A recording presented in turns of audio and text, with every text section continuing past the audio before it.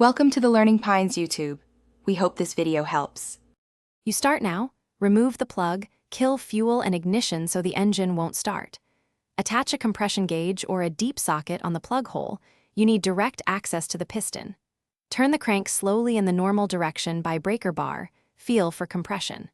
Once you sense steady resistance, stop and note the crank position.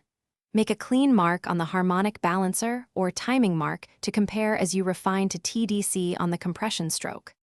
Continue by rotating the crank slowly until the compression gauge reads its highest steady value.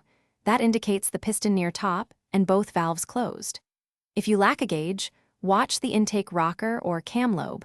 Both valves must be fully closed with no lash change. Once you reach the peak reading, align your timing mark to the factory TDC mark. This confirms top dead center on the compression stroke rather than the exhaust stroke, because the valves are closed and pressure peaked. Finalize by locking the crank at your marked TDC and rechecking with the gauge or a dial indicator to confirm piston top with an acceptable tolerance. If you get a different result, rotate one full 360 degrees and repeat.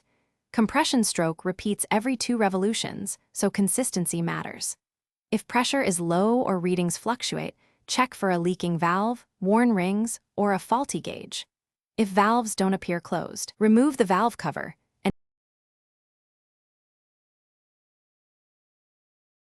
Thanks for watching. Consider subscribing if we helped you.